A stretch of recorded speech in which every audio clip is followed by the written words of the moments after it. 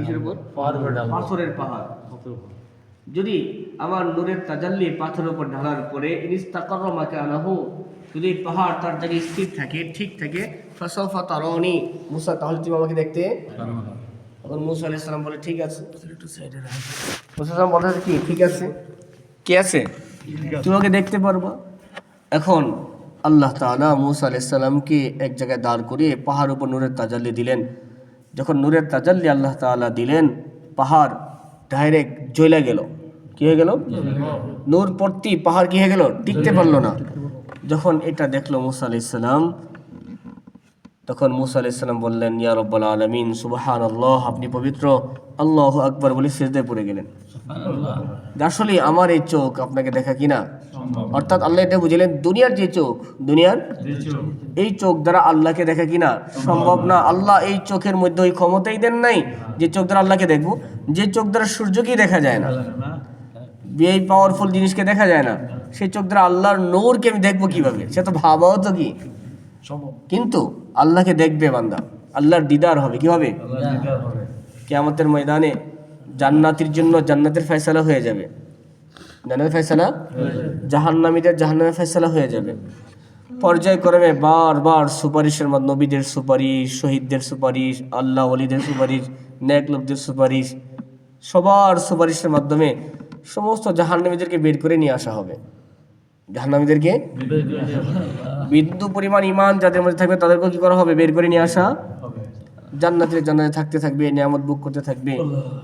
এখন জান্নাতীদের মধ্যে যারা আলেম হবে, কি হবে? আলেম।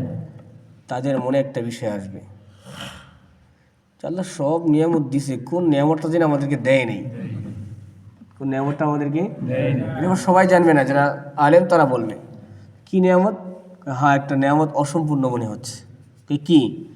সেই নিয়ামতটা হলো আল্লাহর দিদার আল্লাহ এখনো করার নেই। কি করার নেই?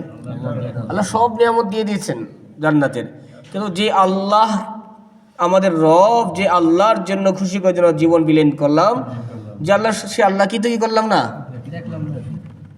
তখন সবাই বলবে হ্যাঁ হ্যাঁ, এই নিয়ামত তো পাইলাম না। তখন আল্লাহ তাআলা সকলের সামনে, আল্লাহ তাআলা নূরের তাজাল্লির মাধ্যমে আল্লাহ সবার সামনে আসবেন। সবার সামনে কি? আল্লাহর দিদার করাবেন। কি করাবেন? জান্নাতি যখন আল্লাহ তাআলার দিদার দেখবে, জান্নাতি কোটি কোটি বছর পর্যন্ত আল্লাহর দিদারের দিকে তাকিয়ে জান্নাতের সমস্ত নিয়ামত সব ভুলে যাবে। আমি বলবে এই নিয়ামতের সামনে এগুলো কিছুই না। এখন তারা বলবে এটাই তো সবচেয়ে বড় নিয়ামত, নিয়ামতে কোবরা, এরপর আর কোনো নিয়ামত হতে পারে না। তো সেই সময় আল্লাহ তাআলা জান্নাতীদেরকে জান্নাতি চোখ দ্বারা কি করবেন? সেই নিয়ামত দেখাবেন। চোখের মধ্যে সেই ক্ষমতা আল্লাহ দিয়ে দিবেন। সেই ক্ষমতাকে আল্লাহ দিয়ে দিবেন। তো বলছি, যখন মানুষকে কবরে দাফন করা হয়, তখন সেই কবরের জন্য তার একটা শরীর আল্লাহ দেন। একটা শরীর কি? ওই কবরের জন্য কি, সেখানে কবরের শাস্তি ভোগ করার জন্য, নিয়ামত ভোগ করার জন্য জান্নাতের তার একটা কি হয়? শরীর হয়। কি হয়?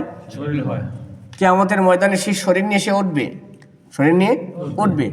ওঠার পরে আপনারা সকলেই জানেন আমাদের এখানে আসবে, এই যে এখানে আসছে আল্লাযী বারাকনা হাওলাহু লিনুরিয়াহু মিন আয়াতিনা, মসজিদে আকসার কথা এখানে আসবে। তার আশপাশকে আল্লাহ বরকতপূর্ণ করেছেন। শাম দেশকে, কি আর আরদুল মুকাদ্দাস যেটাকে বলা হয়, ফিলিস্তিন বলা হয়, শাম দেশের আশপাশকে আল্লাহ বরকতপূর্ণ করেছেন। তো কেমন বরকতপূর্ণ? যে আল্লাহ তাআলা সেই জায়গাটাকে হাশরের ময়দান বানাবেন, কিয়ামতের ময়দান সেখানে কায়েম হবে। আসলে অনেক নিয়ামত থেকে আমরা মাহরুম। নবীদের জায়ে মাওলাদ, সেই জায়গা যেখানে হাশর হবে, সেই সমস্ত জায়গা যেটা দেখো তো অনেক বড় বরকত না, সেটাকে হাশরের ময়দান আল্লাহ বানাবেন। কি বানাবেন? ফিলিস্তিন। যে ফিলিস্তিনকে নিয়ে সারা দুনিয়ার মানুষ নজর সেখানে। কেন? কারণটা কি? এমন কি আছে সেখানে? মুসলমানদের ঐতিহ্যের জায়গা, সমস্ত নবীদের জায়ে মাওলাদ সেখানে, সমস্ত নবী সেখানে বসবাস করেছেন। সবচেয়ে বেশি নবী সেই ফিলিস্তিনে আসছেন, শাম দেশে আসছেন। সেখানে আল্লাহ তাআলা হাশরের ময়দান কায়েম করবেন। ওই জায়গাটাকে আল্লাহ বরকতপূর্ণ বানিয়ে রেখেছেন এবং সবসময় সমস্ত বাতিল ফেরকার নজর সেই জায়গাতেই থাকবে, কিন্তু তারা কখনো নিতে পারবে না। কি করবে না? কি করবে না? নিতে পারবে না। তো যাই হোক, আল্লাহ তাআলা সেই জায়গায় যাওয়ার পরে, হাশরের ময়দান হওয়ার পরে কারোর জন্য জান্নাতের ফয়সালা হবে, কারোর জন্য জাহান্নামের। সেখানে জান্নাতের জন্য আলাদা শরীর হবে, জাহান্নামের জন্য আলাদা শরীর হবে। কি হবে? কেমন শরীর? একজন জাহান্নামী, তার শরীরটা এমন হবে, তার এক একটা দাঁত ওই অহুদ পাহাড় পরিমাণ সমান। 11 কিলোমিটার লম্বা এক পাহাড়, তার এক একটা দাঁত এত লম্বা হবে, এত বলা হয়। তার এই যে গাড় থেকে নিয়ে তার কাঁধ পর্যন্ত, তার গাড় থেকে নিয়ে কাঁধ পর্যন্ত 70 গজ লম্বা হবে তার গাড়টা হবে, তার চামড়া 70 গজ মোটা হবে। এই হলো জাহান্নামীদের শরীর। এটা আল্লাহ জাহান্নামীদের জন্য শরীর বানিয়ে জাহান্নামে ফেলবেন। কোথায় ফেলবেন? আল্লাহর পান, আল্লাহ আমাদের সকলকে বাঁচান। এরপরে জান্নাতে যায় যে নিয়ামত দান করবে, জান্নাতীদের শরীর আলাদা হবে। কি হবে? জান্নাতীদের শরীরটা কি হবে? আল্লাহ নাজ নিয়ামত দ্বারা সাজাবেন। যেটা হাদিসে কারিমে রাসূলুল্লাহ কারীম ইরশাদ ফরমান, জান্নাতীরা যখন জান্নাতে চলে যাবে সেখানে একটা বাজার হবে। কি হবে? বাজার হবে। সুকুস সুয়ার, যে বাজারটাকে বলা হয়, যে বাজারের ভিতরে মানুষ যাবে ঘোরার জন্য, জান্নাতীরা বিনোদন করতে যাবে। কি করতে যাবে? জান্নাতি সেখানে যাবে, তার সাথে হৌর থাকবে, গিলমান থাকবে, একটা নাজ নিয়ামত নিয়ে সেখানে কি যাবে। সে সেখানে যাওয়ার পরে সেখানে বাজারে সে জান্নাতের অনেক নিয়ামত জিনিস সে দেখতে পাবে। সেখানে সবচেয়ে বড় যে নিয়ামতটা সেটা হলো সে সেখানে অনেক সুন্দর সুন্দর ছবি দেখবে লটকানো। কি ছবি দেখবে? লটকানো।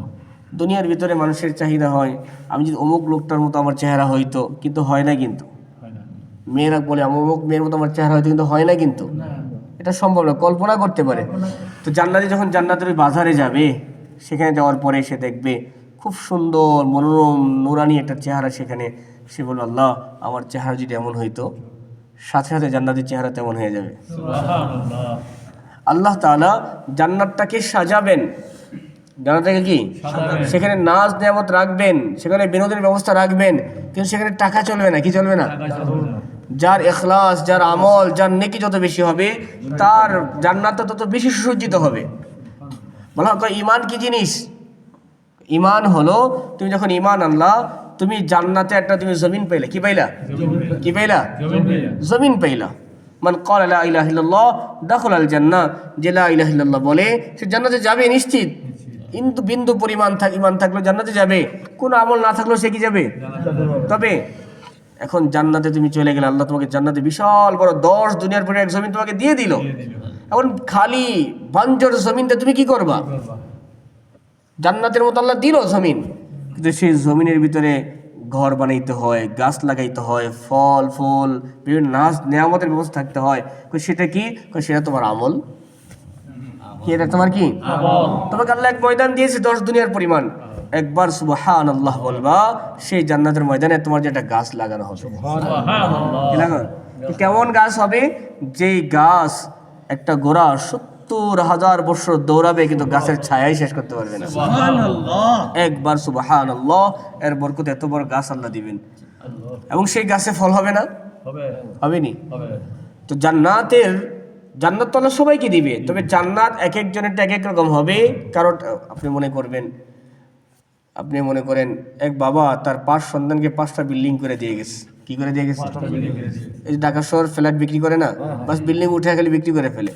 এরপরে বাকি সন্তানদেরকে বলছে তোমাদেরকে 5টা দিয়ে গেলাম, বাকি ভিতরের ডেকোরেশন আর টাইলস তোমরা তোমাদের মতো করো, সেটা আমি দিব না। সেটা কি? মানে এক ছেলে কোটিপতি, সে কোটিপতি আন্দাজ তার ভিতরে ডেকোরেশন করে সাজাইছে। আরেক ছেলে লাখপতি, সে লাখপতি আন্দাজে কি করছে? আরেক পতি হাজারপতি, সে হাজার আন্দাজে কি? আরেক পতি গরিব শেষই হবে। আচ্ছা, 5 ছেলের ঘরের ডেকোরেশন একরকম হবে? যে পরিমাণ সম্পদ খরচ করবে, মাল মেটেরিয়াল খরচ করবে, তারটা তত সুন্দর। তো জান্নাত আল্লাহ সবাইকে দিবে, সবাইকে। দুনিয়ার মধ্যে থেকে যে যত বেশি আমলের দ্বারা জান্নাতকে সাজাবে, তার জান্নাত তত সুন্দর হবে, তত কি হবে? জান্নাত সবাই পাবে, তার আমলের কারণে জান্নাত পার্থক্য হয়ে যাবে। কি হয়ে যাবে? পার্থক্য হয়ে যাবে। কারো 6066 তালা জান্নাত হবে, কারো 1000 তালা জান্নাত হবে, কারো 500 তালা জান্নাত হবে, কারো 10 তালা জান্নাত হবে। সবারটা তো এক হবে না। এক হবে নাকি? সেখানকার নিয়ামতটাই আলাদা হবে। যেমনটা কি? এই জন্য রাসূল কারীম সাল্লাল্লাহু আলাইহি ওয়াসাল্লাম বলে, জান্নাত তো আল্লাহ সবাইকে দিবে, তবে জান্নাতকে সাজাইতে হবে দুনিয়ার আমলের দ্বারা। কিসের দ্বারা? যে কথা বলতেছিলাম, জান্নাতে আল্লাহ নিয়ামত দিবেন, তো সেখানকার শরীর আলাদা। যে কথা আমি বলতে চাচ্ছি, রুহের মৃত্যু হয় না। রুহের কি? যখন থেকে আল্লাহ রুহ বানিয়েছেন, তখন থেকে নিয়ে রুহের আর কি নেই, মৃত্যু। তবে তার জায়গা পরিবর্তন হয়। কি হয়? আগে ছিল আলমে আরওয়াহ, এরপরে মায়ের পেটে, এরপরে দুনিয়ার শরীর, এরপরে কবর, এরপরে জান্নাত, এরপরে জাহান্নাম। রুহের কখনো কি হয় না? এই যে রাসূল করিম সাল্লাল্লাহু আলাইহি সাল্লাম বলেছেন, আমাদের সমস্ত আল্লাহ যত বিধি বিধান আছে সব হলো রুহের সাথে মুখাতাব। কির সাথে? কে সাথে? আল্লাহ বলেন রূহ কি জিনিস? ইয়াসআলুনাকা আনির রূহ। সাহাবা কেরাম রাদিয়াল্লাহু আলাইহিম আজমাইন রাসূল করিম সাল্লাল্লাহু আলাইহি সাল্লামকে জিজ্ঞেস করে রূহ কি জিনিস? আল্লাহ বলে রূহটা হলো আমরুল্লাহ, আল্লাহর হুকুম। কি? যেই জায়গায় আল্লাহর হুকুমটা আসবে, আল্লাহ যাকে মুখাতেব করবে, আল্লাহ যার উপর বিধিনিষেধ নাযিল করবে, সেটাই হলো রূহ। সেটা কি? রাসূল করিম হাদিসে বলে আলা ইন্না ফিল জাসাদি লামুদগা, শুনে রাখো প্রত্যেকটা মানুষের শরীরের ভিতরে একটা গোশতের টুকরা থাকে। কি থাকে? গোশতের টুকরা। ইন সলুহাত সলুহাল জাসাদু কুল্লু, যদি মানুষের শরীরের ভিতরে সেই গোশতের টুকরাটা সুন্দর হয়, ভালো হয়, কি হয়? পবিত্র হয়, তার পুরো শরীরটা সুন্দর হয়, ব্যবহারটা কি হয়? ওয়াইন ফাসাদাত ফাসাদাল জাসাদু কুল্লু, যদি সেই গোশতের টুকরাটা নষ্ট হয়, তার শরীরের অঙ্গ প্রত্যঙ্গ ব্যবহার কি হয়ে যায়? নষ্ট হয়ে যায়। রাসূল করিম বলেন আলা শোনো, সেটা কি? সেই গোশতের টুকরা কি? আলা ওয়াহিয়াল কলব, সেটাকে বলে কলব, এটাকে বলে রূহ। রূহ যে জায়গায় থাকে এটাকে কি বলে? কলব। সেটা কি বলা হয়? কলব মানে কি? দিল, যেটাকে আমরা বাংলা ভাষায় বলতে পারি কলব, দিল। কি?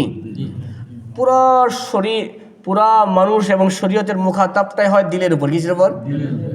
আচ্ছা, আমি যে আপনাদেরকে কথা বলতেছি, শরীরকে কিন্তু বলতেছি না। কাকে বলতেছি? মুখাতাব কি? দিল।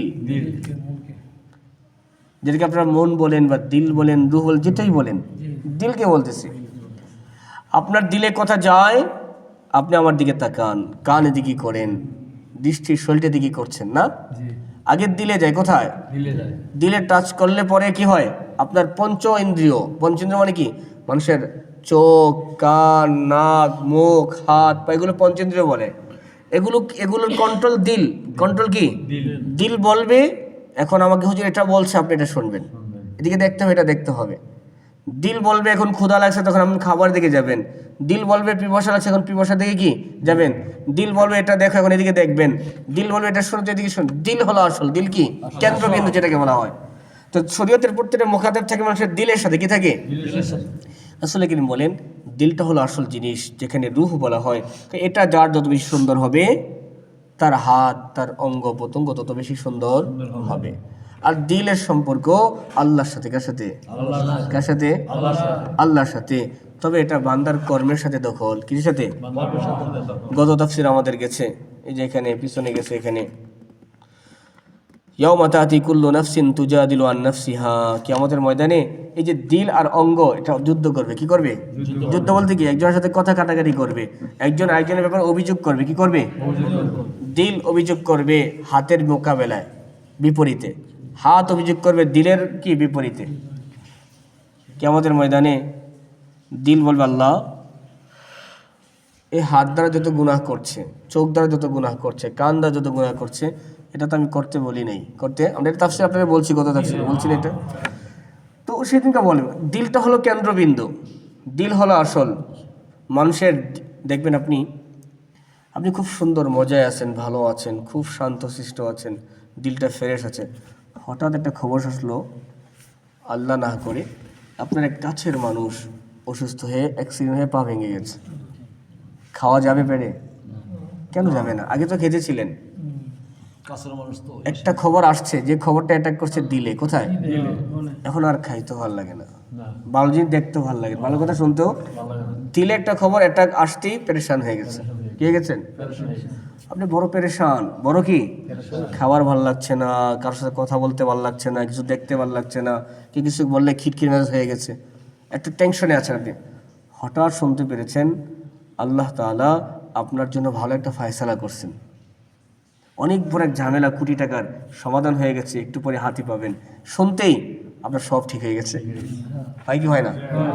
এখন যে খাবারের রুচি ছিল সেই খাবারও ভালো লাগে। এখন মাশাআল্লাহ কথা বলতো কি, চেহারা হাসি চলে আসছে, হাসশ্বাস বাশ্বাস হয়ে গেছে। সম্পর্ক কিসের সাথে? এটা একটা খবর শুনলেন, সব পেরেশানি দূর। আবার একটা খবর শুনলেন, সব সুখ দূর, পেরেশানি শুরু। এই দিলটা কি?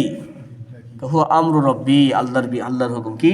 আল্লাহ। দিলটা আল্লাহ এমনভাবে ফিট করেছেন, দিলটাই আসল, অঙ্গ প্রত্যঙ্গ কোনো মাইনা রাখে না, কোনো বিষয় না, অঙ্গ প্রত্যঙ্গ কোনো বিষয় না। আর দেখবেন মানুষের অঙ্গ প্রত্যঙ্গ মারা যায়, দিল মরে না। কি হয় না? কি মরে না? দিল মরে না। দিল কিন্তু মরে না, দিল মরে।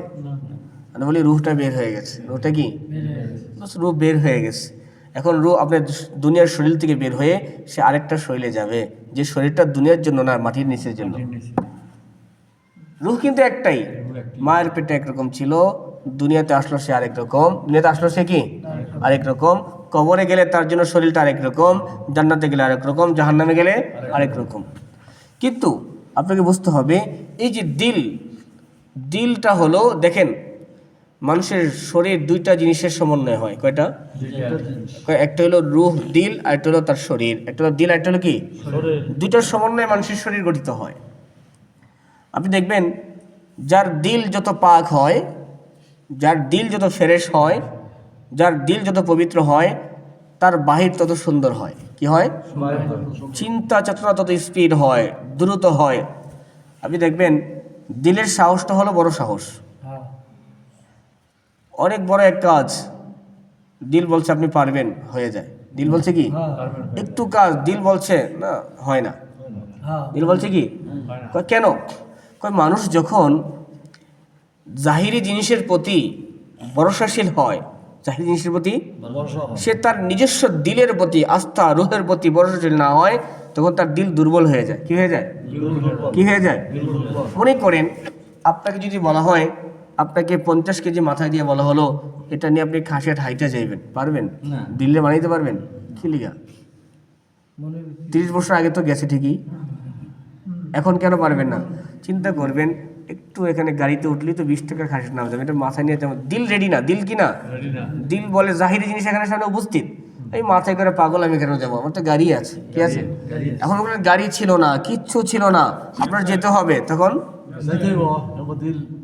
তারপরে দিল সাক্ষী দিয়ে আমার যাইতে হবে, অপশনই মাথায় করে কি? যখন আপনার জাহির শক্তিশালী হয়, বাতিন দুর্বল হয়ে যায়। যখন বাতিন শক্তিশালী হয়, জাহির, তখন জাহিরের প্রতি ভরসাশীল থাকে না।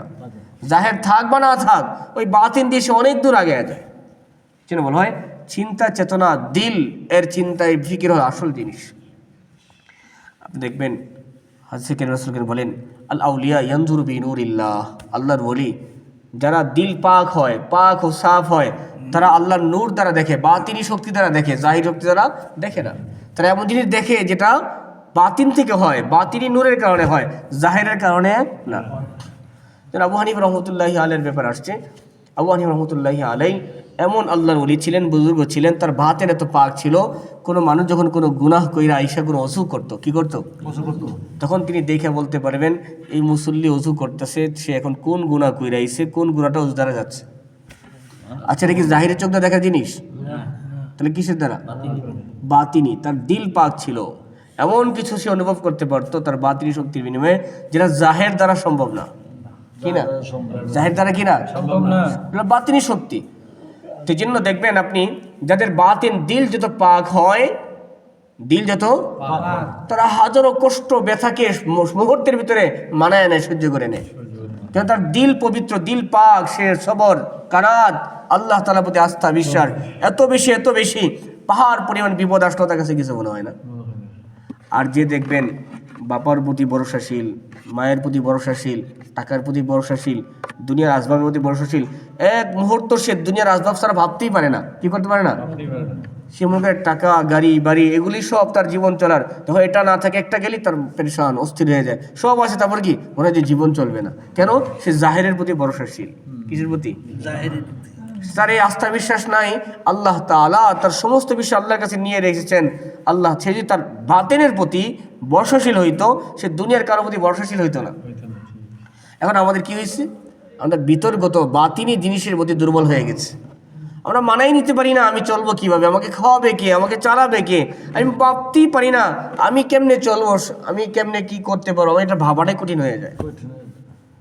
আল্লাহ রাব্বুল আলামিন বলেন একটা পাখি ঘর থেকে, দুর্বল একটা পাখি ঘর থেকে বের হয়, ঘর থেকে কি সকালবেলা তার বাসায় 2-3টা বাচ্চাও আছে, সে জানে না কোথায় তার জন্য খাবার টাবার ব্যবস্থা আছে কিনা। সে কিন্তু কি কেউ রান্না করে রাখছে, ব্যবস্থা করে রাখছে। সে বাতিনি শক্তি আছে না, আমি বের হওয়া আমার কাজ, আল্লাহ আমার জন্য ব্যবস্থা করে রেখেছে। সে ঘুরতে ঘুরতে কোনো গাছের থেকে নিয়ে, কোনো পোকা মাকড় মাটি থেকে নিয়ে মুখে করে 4টা-5টা করে নিয়ে আবার তার বাচ্চাকে সে খাওয়ায়। সে ওই যে বাতিনি দিলের ভরসা করে বের হয়ে যায়, সে একটু পরে ঠিকই তার বাচ্চার জন্য রিজিকের ব্যবস্থা করে সে চলে আসে। কোত্থেকে আনলো, কীভাবে আনলো সেটা সে ভাবে না, কেমনে হবে সেটা না, কোথায় গেলে পাবো সেটা না, বাস আমার কাজ হলো যাওয়া, বাকিটা কে করবে? আমার কাজ হলো বের হওয়া, বাকিটা কে করবে? এই যে বাতিনি শক্তি, কি শক্তি? সাহাবায়ে কেরাম রাদিয়াল্লাহু আলাইহিম আজমাইন গাছের ডাল নিয়ে, রমজানের 17 রমজান বদর যুদ্ধ হয়েছে, গাছের ডাল নিয়ে, কি নিয়ে? কেউ লাকড়ি নিয়ে, যা পারছে যুদ্ধে বের হয়ে গেছে। কি রে, হাজার বাহিনী, সশস্ত্র বাহিনী, তাদের কাছে বড় বড় তলোয়ার, অস্ত্র, কত কিছু, তো ডাল নিয়ে যাচ্ছ, ডাল নিয়ে তাও মোকাবেলা কি করবা? ডাল দিয়ে, বাঁশ দিয়ে তাদের মোকাবেলা কি হবে? তারা বলে নিচ্ছি তো, তোমরা মনে করছো এটা বাড়ি তো বাঁশ না, আমার কাছে এটা তলোয়ার থেকে আল্লাহর শক্তি, এটা আল্লাহর লাঠি আমার কাছে, আমার এটার সাথে তো আমার বাতিনি শক্তি আছে, আমার কাছে লাঠি তো লাঠি না, কি না বাতিনি, এটা কি? সাহাবায়ে কেরাম 313 জন নিয়ে বাতিনি শক্তি নিয়ে গেছেন, বিজয় আল্লাহ দিয়েছেন। দিচ্ছেন কি দেন নেই? বিজয় আল্লাহ দিয়ে ফেলছেন। বাতিন যার যত বেশি শক্তি হবে, তার জাহের আল্লাহ তাআলা তত সহজ করে দিবেন। কি করে দিবেন? এজন্য আমরা আমাদের নিজের প্রতি ভরসাশীল হই, নিজের ইচ্ছা, নিজের কনফিডেন্স, নিজের আত্মমর্যাদা, নিজে যে আমি করতে পারবো, আমাকে আল্লাহ শক্তি দিয়েছেন, এই জিনিসটা আমরা ভুলে গেছি। আজকে দেখেন আমরা সব খালি আরেকজনের থেকে আশা করি, কার থেকে? আমরা নিজের এক সময় মানুষ, আপনারা দেখবেন এখনো অনেক এলাকা এমন আছে যারা বাজার থেকে কিচ্ছু কিনা নেয় না, কি করে না, সব নিজে উপার্জন করে। সব কি? চাউল থেকে নিয়ে খাবার দাবার, তেল সব নিজের হাতের তৈরি, নিজের কি? এখনো এমন দেশ আছে, এমন এরিয়া যারা বাজারের কোম্পানির প্রতি, বাজারের জিনিসের প্রতি ভরসাশীল কেন? আজ থেকে 1500 বছর আগে, 2000 বছর আগে মানুষ চলছে কেমনে? পাথর পাথর বাড়ি দিয়ে আগুন জ্বালাইছে, মহিষের দুধ, বকরির দুধ, উটনির দুধ, গাভীর দুধ, এটা কি ছিল? গম লাগাইছে, গম না থাকলে খেজুর লাগাইছে, জব লাগাইছে, যেটাই পারছে মানুষ নিজের খাবার ব্যবস্থা নিজেরাই কি করছে। গোস্ত পুইরা খাইছে বা সিদ্ধ করে খাইছে, মশলাপাতি ছাড়াই একটা ব্যবস্থা কি? পোশাকাদির ব্যবস্থা তারা ওই যে সুতা জুজা নিজেরা কি করে লাইতো, বানায় লাইতো, মোটা বানাইতো, সালার চরের মতো। কিন্তু জীবন কি? তারা সবাই নিজেরা নিজের প্রতি ভরসাশীল ছিল, আস্থাশীল ছিল যে আমরা, আল্লাহ আমাদের প্রতি আল্লাহ ক্যাপাসিটি দিয়েছেন, বুদ্ধি দিয়েছেন, আমরা করতে পারবো। আল্লাহ তাআলা কোনো মানুষকে ওই বুদ্ধি না দিয়ে সৃষ্টি করেন নাই যে মানুষ চলার জন্য যে বুদ্ধি তার দরকার। একটা পাগল সেও জানে তার খাবার খেতে কোথায় যাওয়া লাগবে, সে জানে কি জানে না? একটা প্রতিবন্ধী সেও জানে তার কেমনে চলতে হবে, সবাই জানে, প্রত্যেকটা মাখলুক জানে তার কি করলে তার রিজিকের ব্যবস্থা হবে। অতটুকু বুদ্ধি আল্লাহ প্রত্যেকটা মানুষকে। একটা বাচ্চা শিশু দুনিয়াতে বর্তমান আসে, সেও জানে তার খাবারের ব্যবস্থা কেমনে হবে। ক্ষুধা লাগলে কান্না হয়, কি হয়? বাচ্চার কান্নার অনেক সিস্টেম আছে। বাচ্চা 6 ধরনের কান্না কানে, 6 ধরনের কান্না 6টা নিদর্শন। এক ধরনের কান্না আছে বাচ্চা, সে কান্না কাটলে এটা মনে হয় তার ক্ষুধা লাগছে, কি লাগছে? এত বর্তমান বৈজ্ঞানিকরা বের করেছেন, কিন্তু আল্লাহ তাআলা ফিতরিভাবে তার কাছে কি রাখছেন, দিয়ে রেখেছে। ফিতরিভাবে কি? এক ধরনের কান্না তার পেট ব্যথা করছে বা অসুস্থ, তার কাছে অস্বস্তির করে লাগছে, এক ধরনের কান্না। আরেক ধরনের কান্না তার শুয়ে থাকতে ভালো লাগছে না, কি লাগছে না? তার কান্নার অনেক ধরনের প্রক্রিয়া আছে। একটা বাচ্চা সেও জানে তার খাবার ব্যবস্থা কেমনে হবে, তা আপনি আমি জানি না কেন? আমরা আমাদের বাতিনটাকে নষ্ট করে ফেলেছি। কি করে ফেলেছি? আমরা কিছু হইলেই ভরসাশীল দুনিয়ার জাহিরি বাতিন আসবাবের উপর, কিছু হইলেই কিসের উপর? আসবাবের উপর ভরসাশীল। আমরা যদি বাতিনের উপর ভরসাশীল হইতাম, আমাদের দুনিয়ার অনেক জিনিস থেকে আমরা বেঁচে থাকতাম। আজকে দেখবেন হঠাৎ করে কোন জিনিসের দাম বাইরে যাবে, আপনি পেরেশান হয়ে যাবেন, কেমনে খাবো, কি রে? আসবাবের প্রতি আমাদের ভরসা, বাতিনের প্রতি কি নেই? যে আল্লাহ তো আমাকে ক্যাপাসিটি দিয়েছেন, দুনিয়াতে জিনিসের যা দাম যতই বাড়ুক না কেন, আমার ক্যাপাসিটি আল্লাহ দিয়েছেন, ওই ব্যবস্থা রেখেছেন, আমার জন্য ব্যবস্থা আল্লাহ করবেন। আমার বাতিল শক্তি আছে, আছে কি নেই? সব আছে, সব কি? আমরা ইন্ডিয়াতে এক এলাকায় গেলাম, সেখানে দেখি তারা সবাইকের বিল্ডিং, টিনের কোনো ঘর নেই, টিনের কি নেই, আমরা চিন্তা করি গরিব মানুষ অনেক অসহায়, একেবারেই গরিব, নিতান্ত কিচ্ছু নাই ঘরের ভিতরে, কিচ্ছু কিছু, সবার জন্য বিল্ডিং, কেমনে কি করে। পরে গিয়ে দেখলাম বিভিন্ন জায়গায় জায়গায় ইট জমানো। ওরা কী করে, আটাল্লা মাটি আছে না, শক্ত মাটি, লাল মাটি ওদের এখানে, ওরা হাতে বানায় বানায় এক জায়গায় জমায়, পরে গাছ জঙ্গল থেকে কাইটে এনে এটি জ্বালায় দেয়, জ্বালা ইট বানায়, কি বানায় বলে, কোনো খরচ নেই, কোনো কি নেই। পরে এই ইট নিজের মতো করে কি করে, আটাল্লা মাটিটা জুইরে কি বানায় নেয়, বিল্ডিং বানায় ফেলছে। ওরা এই সিস্টেম কেমনে পাইলো? তা আপনিও পারবেন, আমিও পারবো, কিন্তু আপনি করবেন না কেন? আপনি চিন্তা করেন আমার টাকার ব্যবস্থা হলে আমি বাজার এবং এটি কেন করবো? দেখেন আগেরকার জমানায় মানুষের চলনটা ছিল এরকম, এখনো আছে ইন্ডিয়াতে, এখনো কি মাইলকে মাইল দূরে শহর, কিসের তাদের টেকনোলজি, কিসের খাওয়া, সব তাদের ক্ষেত খামার থেকে যা হয় সেটাতে জীবন কি, তাদের কোনো মাথা ব্যথা নেই। সরিষা নিয়ে বাজারে বিক্রি করে, অন্য কিছু অনেকে গম নিয়ে বিক্রি করে, আরেক জিনিস আনে, মাসে একবার বাজারে যায়, একদিন হাটে যায়, সেখান থেকে সে নিজের বাসা থেকে কিছু নিয়ে যায় বিক্রি করে, ওখান থেকে কিছু কি করে নিয়ে আসে, কিচ্ছু তাদের কিনা লাগে না, সবই কি নিজের হাতের উপার্জন, নিজের কি ব্যবস্থা তো রাখছে আল্লাহ। কেন? তারা বাঁচেও কি, তারা লম্বা লম্বা হায়াত পায়, বৃদ্ধ বয়স হয়ে গেছে, এরপরেও শক্তিশালী তারা। আর আমরা হলো সব বাহিরের জাহিরের উপর কি ডিপেন্ডেন্ট, অর্থাৎ আমরা দুনিয়ার আসবাবের উপর ভরসা বেশি করে ফেলছি, নিজের বাতিনি শক্তিকে নষ্ট করে ফেলতেছি। যে কথা বলতেছিলাম, আসলে রাসূল করিম বললেন আমাদের দিলটা হলো আসল। আপনাদের যে আমি মুখাতিব করতেছি আপনার শরীরকে না, কাকে না, দিলকে।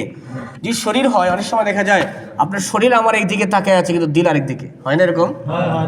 মনে করেন একটা পেরেশানিতে আছি, মনে করেন টেনশনে আছি, কিসে আছি, পেরেশানি টেনশনে আছি, কিন্তু টেনশনে চলে আসছে, আমি দেখছি এখানে দিল, কিন্তু আমার দিল অন্য কিছু ভাবতেছে।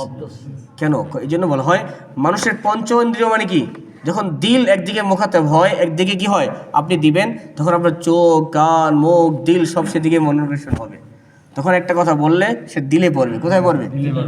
রাসূল করিম সাল্লাল্লাহু আলাইহি ওয়াসাল্লাম বলেন মানুষের দিলের, তার দিল যে কেমন সেটা প্রকাশ করে তার অঙ্গ পঞ্চ ইন্দ্রিয়, তার চোখ, তার কান, তার মুখ, তার হাত পা, এটা সাক্ষী দেয় তার দিলটা কেমন।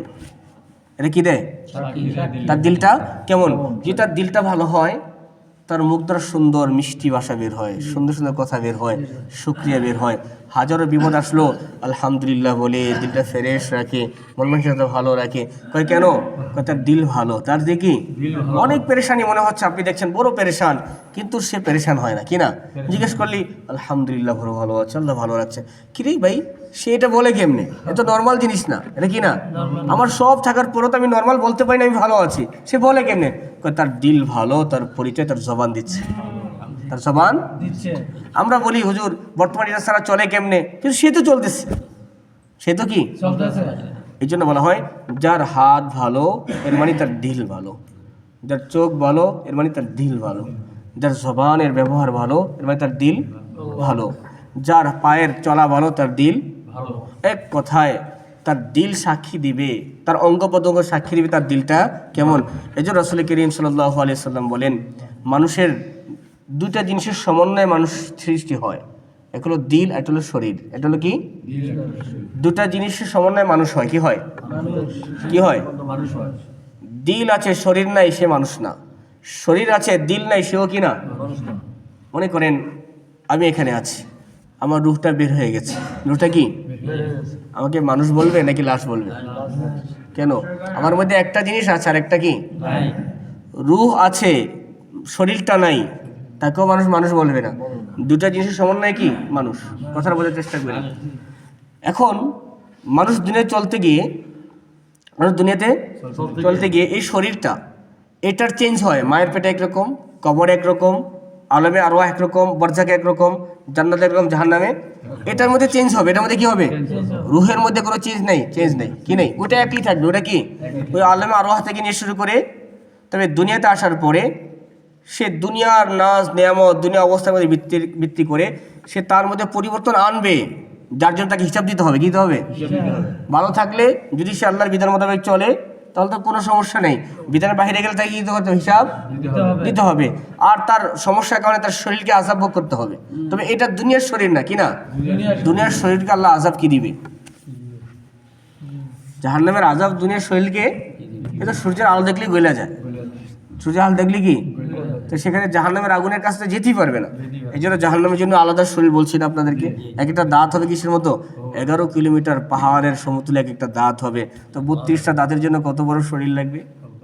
তার চামড়া যদি 70 গজ মোটা হয় তার শরীরটা কত বড় হবে। তার ঘাড় থেকে রক্ত যদি 70 গজ লম্বা হয় তার কি হয়, দেহটা কত বড় হবে। এই জন্য সিস্টেম আলাদা, তবে রুহ কিন্তু একটাই। রুহ কি?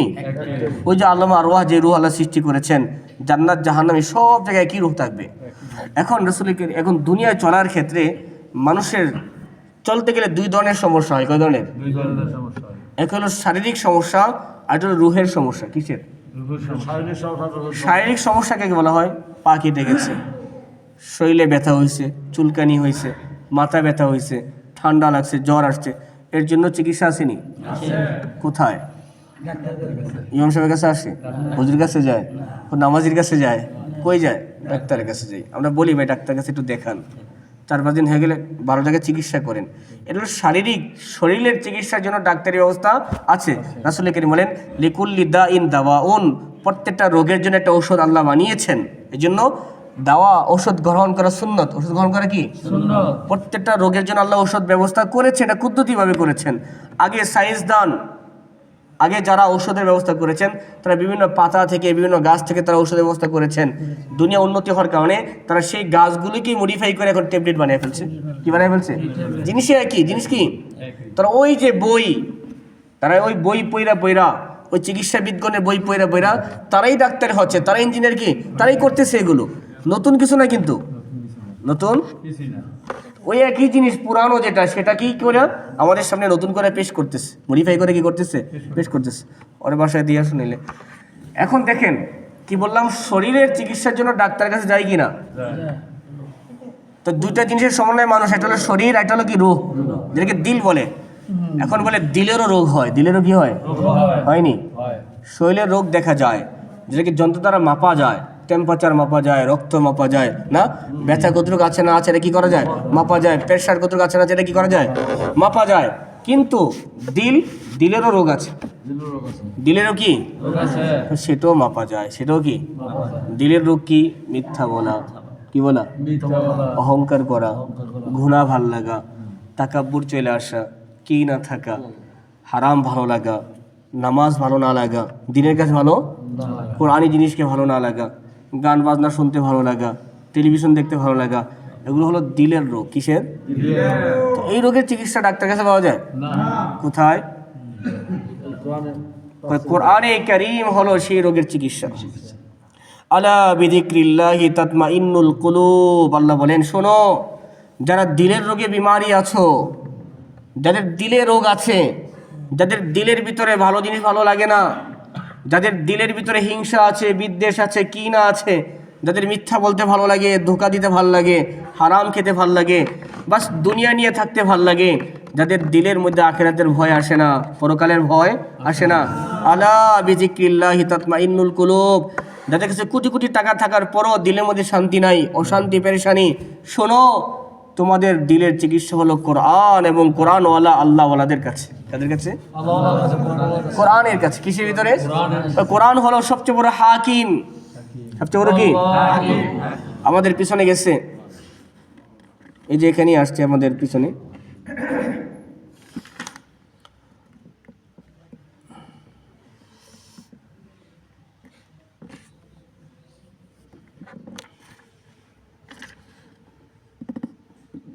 এই যেখানে আল্লাহ তাআলা বলেন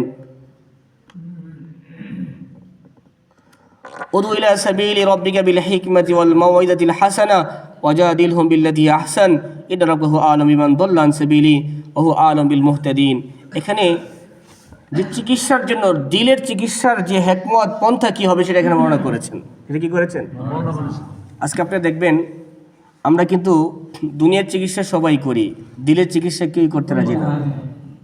দিলের চিকিৎসা কেউ করতে রাজি না। এবং দিলের রোগটাই হলো বড় রোগ, দিলের অশান্তি বড় অশান্তি। আমি বিল্ডিংয়ে ঘুমাইতেছি, আমার কাছে কোটি কোটি টাকা আছে, আমার সব আছে, দিলের মধ্যে শান্তি নেই। কি নেই? এখন কেউ খুঁজি না এই শান্তিটা কেন নাই। আমার দিল তো রোগাক্রান্ত, দিলে কি হয়েছে? রোগ হয়েছে। সেই রোগের চিকিৎসা আমরা করি না, তো সেটা ধরা খাবে কোথায়? আল্লাহ ওয়ালাদের কাছে গেলে সেই দিলের রোগ ধরা পড়বে। আল্লাহ ওনাদের কথা শুনলে সে দিলের রোগ ধরা পড়বে। কয় কীভাবে? আল্লাহ বলে কুন ফিদ দুনিয়া কান্নাকা গরিবুন আও আবিরুন সাবিল, দুনিয়াতে এমন চলো কিচ্ছু তোমার লাগবে না, আর আমি বলি সব লাগবে। তা আল্লাহর কথা তো আমার কথা মিলে না তো, কি না? আমার সব টাকার পরও তো আমার চলে না, আর উনি বলে কিচ্ছুই লাগে না, সব চলবে। আছে নি? ধরাটা পড়বে নি। কোরআনের কাছে আসলে আমার রোগ ধরা পড়বে, কোরআনের কাছে আসলে আমার রোগ কি করবে? রাসূল করিম সাল্লাল্লাহু আলাইহি ওয়াসাল্লাম বলেন কোরআনে কারীম হলো আশ-শাফি, শেফা দানকারী। কি দানকারী? কেন? কাদের শেফা দিবে? মাথা ব্যথা, পেট ব্যথা, ওইসব? বলে এটা তো আছেই। কোরআন হলো অশান্ত দিলকে শান্ত করবে, পেরেশান দিলকে শান্ত করবে। যার দিলে কোনো ধরনের শান্তি নাই, তাকে কোরআনী মজলিসে নিয়ে আসো, কোরআনী হালকা নিয়ে আসো, কোরআনী মেহনত লাগিয়ে দাও, তার দিলের মধ্যে শান্তি শুরু হয়ে যাবে। সে 20 টাকা নাড়াচাড়া করে ওই শান্তি পাবে না, যে শান্তি সে কোরআন নিয়ে ফিকির, কোরআন নিয়ে পড়ে, কোরআন ধরে যে শান্তি পাবে, সেই শান্তি সে পাবে না। কারণ হলো কোরআন হলো এমন একটা বিষয়, রাসূল করিম সাল্লাল্লাহু আলাইহি ওয়াসাল্লাম এর হাদিস এর ভাষ্য মতে বলা হয় আল্লাহ তাআলা পুরো জিনিস দুনিয়াটাকে সাজিয়েছেন, সাজানোর পরে পুরো জিনিস দুনিয়ার মানুষকে সামনে এক একজনের সামনে এক এক জিনিসকে রেখে দিয়েছেন, এক একজনের সামনে। বলা হয় দুনিয়াটা এমন, কারোর সামনে লোহা রাখছে, কি রাখছে? দিন বেড়ে লোহা বাইরে, তাকে আমরা লোহার বলি, বলি কি বলি না? কামার বলি বা যেটাই বলি, দিন বেড়ে লোহা নিয়ে ফিকে একটা দাও বানাইতে হবে, বুটি বানাই, তার ফিকিরে এটা। তার সামনে জমিন রাখছেন, সকাল থেকে সন্ধ্যা জমিন নিয়ে ফিকির করে, আজকে কোন ওষুধ দিচ্ছি, কালকে কোনটা দিব, কোন গাছ হয়েছে, কোন হয়েছে, তার ফিকিরি কি দুনিয়া নিয়ে। আর সামনে দোকান রাখছে, 5 কেজি চাউল, 10 কেজি আটা, 4 কেজি তেল, দিনবারে কি ওই দোকান, রাত্রে বন্ধ করে আবার রাত্রে সকালে ঘুমায়, আবার কি কি না আছে কালকে অর্ডার করতে, সারাদিন এই কি এই ফিকির। কারো ফিকির গাড়ি নিয়ে, সারাদিন গাড়ি নিয়ে ফিকির করে, এক একজনেকে এক এক মাস গালা লাগায় রাখছে, রাখছেন কি রাখছেন না?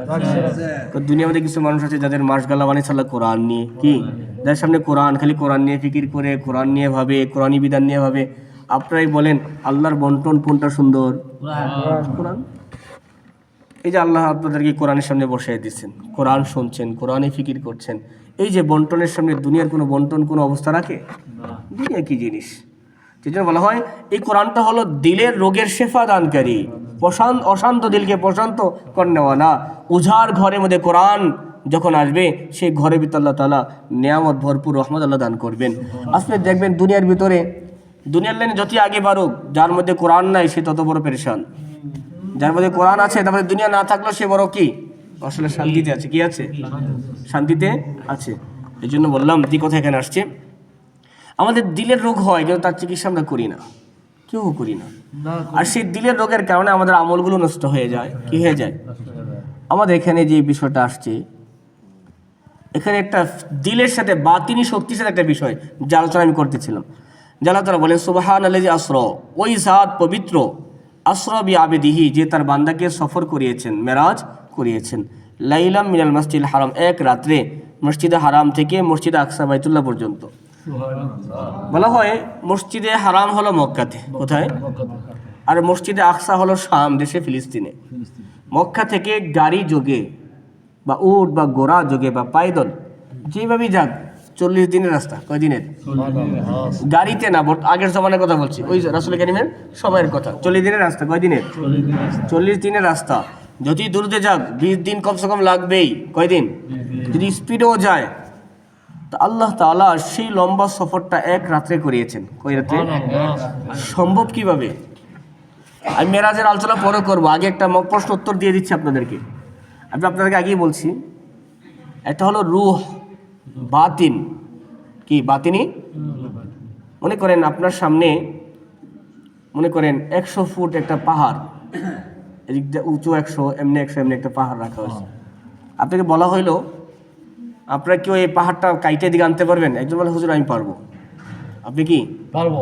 আপনি সাহস, আপনি শুরু করেন, 10 বছর 20 বছর শেষ করে নেবেন। আপনার বাতিনি শক্তি, আপনি বলছেন কি যখন আপনি বলছেন পারবেন, আপনি রাস্তা বের করবেনই, সেটা আপনি কেমনে করে সে আপনি, কিন্তু আর বাতিনি শক্তি বলছে আপনি পারবেন। এটা হলো আসল জিনিস। আপনি যখন বলবেন পারবো, তখন বলে ফেলবেন, তখন আপনি রাস্তা বের করবেন। আপনি কি রাস্তা বের করবেন কেমনে সেটা আপনি জানেন, সেটা আপনি জানেন। আজই বলেন ছোট্ট একটা কাজ কে পারবে না, এটা সম্ভব, এটা কি না? তাহলে আপনি পারবেন, কিন্তু আপনার কি না দিল আগাচ্ছে না। দিল কি? যদি সহযোগ। আবার কিছু জিনিস আছে স্পেশাল পাওয়ার, যেমন মনে করেন ঢাকা থেকে আমাদের বর্তমান যে সামনে মনে করেন প্রধানমন্ত্রী তারেক জিয়া হবেন, কথার কথা, উনি মনে করেন 1 মাস পরে আমাদের মুন্সিগঞ্জ সফরে আসবে। কোথায় আসবে? আচ্ছা, আপনি আমি নর্মালভাবে যদি সেই শাহবাগ থেকে যদি আমাদের এখানে আসি, কোথায় কয় ঘন্টা সময় লাগবে? 3 ঘন্টা বা 4 ঘন্টা, জ্যাম ঠেলতে ঠেলতে লাগবে নি? 3-4 ঘন্টা লাগবে নি? 4 ঘন্টাই লাগবে। তখন ওখান থেকে আমাদের এখানে 60-65 কিলোমিটার রাস্তা আছে, 3-4 ঘন্টা কি? কিন্তু যদি এর এলান হয়ে যায়, কে আসবে? তারেক জিয়া। কোত্থেকে? শাহবাগ থেকে আমাদের মুন্সিগঞ্জে চিঠিল্লা আসবে। তার জন্য কি 4 ঘন্টা লাগবে? কয় ঘন্টা লাগবে? 1 ঘন্টা থেকে 1.5 ঘন্টা। 1 ঘন্টা থেকে কেন লাগবে তার জন্য তো কম? হ্যাঁ, আসবে কি? দেশের প্রধান আসবে কি? তার জন্য সমস্ত দোকান বন্ধ, গাড়ি বন্ধ, সব ঠাপ করে দিবে, কোনো জ্যাম নেই, রাস্তা ক্লিয়ার। রাস্তা কি? আর হেলিকপ্টার আসলে তো কোনো কথাই নেই, তার জন্য রাস্তা কি? তার জন্য কোনো জ্যাম নেই, কেন? দেশ প্রধান আসছে, কি রাস্তা বন্ধ করবে কারা? প্রশাসন করবে। কে করবে? সে নিজেই করবে, সে নিজেই তো প্রধান, সে নিজেই, তার অর্ডারেই তো প্রশাসন করবে। সে যদি বলে না কেউ কিছু করবে না, তাইলে হবে না। সে বললে কি? এখন দেখেন রাসূল করিম সাল্লাল্লাহু আলাইহি ওয়াসাল্লাম যখন ঘর থেকে বের হন, ঘর থেকে তো রাসূল করিম অজু করছেন। কি করছেন? বের হয়ে অজু করার পরে পানি, যেখানে অজু করছেন পানি মানে যেভাবে বায়া বায়া যাচ্ছে পানিটা, ঘর থেকে বেরোছেন, কুন্ডি লাগাইছেন, কুন্ডিও লড়তেছে। কুন্ডিও কি? রাসূল করিম মেরাজ করে চলে এসে দেখে পানি যাচ্ছে, কুন্ডিও কি লড়তেছে। সুবহানাল্লাহ। হইল কেমনে? এই প্রশ্ন উত্তর দিচ্ছি। মেরাজের খোলাসা কাহিনী যেটা, আল্লাহ তাআলা যখন থেকে রাসূল করিমকে জিবরাইলের মাধ্যমে বুরাক যারা সফর শুরু করে দিয়েছেন, যখন থেকে বাইতুল্লাহ এনেছেন, অনেক ধরনের বর্ণনা আছে। কেউ কেউ বলেন রাসূল করিম হাতিমের ভিতরে ঘুমাইতেছিলেন, কয়েক ঘুম পরিপূর্ণ ঘুমও না, আবার জাগ্রতও না, মাঝামাঝি। আর কেউ বলেন বাইতুল্লাহর সাথে ত্যাগ দিয়ে রাসূল করিম কি হালকা নিদ্রায় আছেন। আর কেউ বলে উম্মে হানি রাদিয়াল্লাহু আনহার ঘরে কি রাসূল করিম অবস্থান করতেছেন। বিভিন্ন রিওয়ায়াত আছে। যেটাই হোক, রাসূল করিম ওযু করে বের হলেন। আল্লাহ তাআলা 7 আসমান 7 জমিন কুল কায়নাতকে বললেন যে যেখানে আসো ব্রেক হয়ে যাও। হুকুমত করনেওয়ালা কে? আল্লাহ বলছেন কোনটি লড়তেছো এনেই থাক, আর লড়বি না, পানি এখানেই থাক। আসমান জমিন পুরা কুল বন্ধ করে লক করে দিলেন। কি করে দিলেন? লকডাউন দিয়ে দিলেন পুরা। কারণ কি? আল্লাহ আল্লাহ বলেন কুল কায়নাত আমার 2 আঙ্গুলের মাঝখানে। কয় আঙ্গুলের মাঝখানে? 2 আঙ্গুলের মাঝখানে। আমি যেইভাবে চাই আমি পুরা দুনিয়ার কায়নাতকে নাড়াইতে পারি। আল্লাহ বলছেন কোন বিস্কুট বন্ধ হয়ে যাও। আল্লাহ তাআলা পুরো নিজামকে বন্ধ করে দিলেন, পুরা নিজামকে। এখন আর দুনিয়ার নিজামে চলবে না, ও 40 দিনের চলা না। এখন আর দুনিয়ার নিজাম কি সব বন্ধ। এখন আমার হাবিব আমার কাছে আসবে, জান্নাত জাহান্নাম ওই যে লকডাউনের ভিতর আল্লাহ 1000 কোটি বছর সফর করিয়ে ফেলছেন। যখন হয়ে গেছে আল্লাহ এবার সব চলো, দুনিয়ার নিজাম চালু হয়ে গেছে, রাসূল চলে আসছেন, কেউ বুঝতে পারেনি। এটা কি কুদরত? এটা কি? এটা কি সম্ভব? এটা কি বোঝেন না কথাটা? এটা কুদরত, আল্লাহর ফয়সালা। যে আল্লাহ এক রাতে বাইতুল্লাহ নিলেন, 7 আসমান সফর করাইলেন, এরপরে লোহে কুরস আরশ কলম সব কি করাইলেন, জান্নাত ভ্রমণ করলেন, জাহান্নাম সেখানে অনেক ঘটনা ঘটাইলেন, অনেক জিনিস দেখাইলেন, এরপর আবার নিয়ে আসলেন। এটা কুদরত ছিল। কি ছিল? এটাকে মাইনে নেওয়াই ঈমান। এটা মাইনে নেওয়ার যে আল্লাহ তার হাবিবের জন্য আসমান জমিন সব সৃষ্টি করতে পেরেছেন, সে আল্লাহ পুরো নিজামকেও বন্ধ করতে পারেন। সে নিজামকেও কি এর মাঝখানে কত হাজার বর্ষ গেছে সেটা আমাদের দরকার নেই, কিন্তু আল্লাহ করতে পারেন। আল্লাহ কি করতে পারেন? আমরা দেখছি কি রাত্রে গেছে সকালে চলে আসছে, রাত্রে গেছে রাত্রে কি চলে আসছে, কিন্তু এর মাঝখানে কি হয়ে গেছে সেটা কি আপনি আমি সেটা কে জানে? ওই যে আমাদের কোরআনের শুরুতে ঘটনা গেছে, একজন কি শুরুতে একজন বলে আল্লাহ তুমি মরার পর কেমনে চিন্তা করবা? বলে করবো। কেমনে করবা? আল্লাহ ওকে সাথে মৃত্যু দিয়ে দিচ্ছে। কি দেখি মৃত্যুর পরে 100 বছর চলে গেছে। কত বছর? 100 বছর। আবার চিন্তা করছে, আবার কি আমাদের তাফসীরে গেছে না এটা পিছনে 100 বছর কি করছে? আমি সে আল্লাহ বলে কয়দিন আছিলি? আল্লাহ কয়েকদিন। বলস কি তুই তোর গোড়ার দিকে দেখ, গাদার দিকে গাদা নাই, রশি কিচ্ছুই নেই, সব কি পয়সা গইলা। তোর খাবারের দিকে দেখ, খাবার যেমন আছে তেমনই আছে, খাবার যেমন রাখছে। বলে কয়দিন ছিলি? আল্লাহ বলে মিয়াত আম, 100 বছর তুই ছিলি মৃত অবস্থায়। কয় বছর? আমি তোকে 100 বছর পর জীবিত করছি। এটা আল্লাহর কুদরত। কার? আল্লাহর কি? আল্লাহ সব পারে। আল্লাহ পাক আমাদের সকলকে যে কথাগুলো বলা হলো আমাদের জাহিরি এবং বাতিনিকে সুন্দর করার তৌফিক দান করেন। সবাইকে কোরআনে কারীমকে মহব্বত করে ভালোবাসার তৌফিক দান করেন। আল্লাহুম্মা সাল্লি আলা সাইয়্যিদিনা মুহাম্মাদ। اللهم انت السلام ومنك السلام تباركت وتعاليت يا ذا الجلال والاكرام. ربنا اتنا في الدنيا حسنه وفي الاخره حسنه وقنا عذاب النار. ربنا ظلمنا انفسنا وان لم تغفر لنا وترحمنا لنكونن من الخاسرين. রব্বাল আলামিন, পরওয়ারদিগার মওলা, গুনাহগার বান্দা এশার আযান পর্যন্ত তোমার কালাম নিয়ে কিছু কথা বলা হলো, শোনা হলো। আল্লাহর রসুল করে আমাদের জীবনের গুনাহ খাতাগুলো মাফ করে দাও। আমাদের সকলকে তোমার নেককার মুত্তাকি বান্দা হিসেবে কবুল করে নাও। আল্লাহ তোমার কালামকে মহব্বত করার তৌফিক দান করো, তোমার কালাম অনুযায়ী জীবন চালানোর তৌফিক দান করো। আল্লাহ বিশেষ করে রমজান আসতেছে, রমজান পর্যন্ত আমাদেরকে নেক হায়াত বাড়িয়ে দাও। আল্লাহ রমজানের ফজিলত বরকত আমাদেরকে দান করো। রমজান মাসে রোজাগুলো সুন্দরভাবে রাখার তৌফিক দান করো। আল্লাহ বিশেষ করে আমাদের পেরেশান লোকগুলো পেরেশানিগুলো দূর করে দাও। আল্লাহ সমস্যার সম্মুখীন লোকগুলোর সমাধান দিয়ে দাও। আল্লাহ আত্মীয় স্বজন যারা কবরবাসী তাদেরকে তুমি ক্ষমা করে দাও। আল্লাহ যারা অসুস্থ তাদেরকে তুমি শেফা দান করো। যারা পেরেশান তাদের পেরেশানিগুলো দূর করে দাও। আল্লাহ তুমি আমাদের সকলের জন্য আল্লাহ কল্যাণের ফয়সালা করো। আল্লাহ আমাদের জীবনগুলোকে বরকতপূর্ণ করে দাও। আল্লাহ আমাদের অন্তর থেকে সুন্দর করে দাও, দিল থেকে সুন্দর করে দাও। আল্লাহ জাহির বাতিন সবগুলোকে পাক ও সাফ করে দাও। আল্লাহ তোমার মহব্বত, তোমার ভালোবাসা দিলে পয়দা করে দাও। রব্বাল আলামিন, পরওয়ারদিগার মাওলা যতদিন বাঁচিয়ে রাখবে সুন্দরভাবে সুস্থতার সাথে বেঁচে থাকার তৌফিক দান করো। আল্লাহ সবার জন্য হালাল এবং সম্মানজনক প্রশস্ত রিজিকের ব্যবস্থা করে দাও। আল্লাহ যখন যে জিনিসের প্রয়োজন হবে মাওলা কুদরতিভাবে তোমার পক্ষ থেকে তুমি ব্যবস্থা করে দাও। আল্লাহ মানুষের মুখাপেক্ষী না বানিয়ে, পরিবারের মুখাপেক্ষী না বানিয়ে তোমার প্রতি ভরসাশীল হয়ে বাকি জিন্দেগিটুকু করার তৌফিক দান করো। আল্লাহ তোমার বান্দারা এখানে যে কোরআন শুনতে আসে মাওলা তাদের সকলকে কোরআনের খাদিম হিসেবে কবুল করে নাও। আল্লাহ আমাদেরকে কোরআনের খাদিম হিসেবে কবুল করে নাও। মৃত্যু পর্যন্ত কোরআনের সাথে আমাদেরকে লাগিয়ে রাখো। মৃত্যু পর্যন্ত কোরআনের সাথে আমাদেরকে লাগিয়ে রাখো। কিয়ামতের ময়দানে যাতে আমরা সাক্ষী দিতে পারি আল্লাহ কোরআন পড়তে পারি নাই, আল্লাহ কোরআন বুঝতে পারি নাই, কমসে কম কোরআনের মহব্বতে তার মজলিসে এসে বসে পড়তাম। আল্লাহ এইভাবে আমাদেরকে মৃত্যু পর্যন্ত ওই মজলিসের সাথে লাগিয়ে রাখো। আল্লাহ তুমি আমাদের দেশের জন্য কল্যাণের ফয়সালা করো। আল্লাহ আমাদের দেশের জন্য ভবিষ্যতের প্রজন্মের জন্য ভালোর ফয়সালা করো। আল্লাহ যতদিন বাঁচিয়ে রাখবে ঈমান আমার উপর বাঁচিয়ে রাখো। যখন হায়াত শেষ হয়ে যাবে মাওলা ঈমানের সাথে কবুল করে নিও। সুবহান রাব্বিকা রাব্বিল ইজ্জাতি আম্মা ইয়াসিফুন ওয়া সালামুন আলাল মুরসালিন ওয়ালহামদুলিল্লাহি রাব্বিল আলামিন। আজান দিয়ে দিন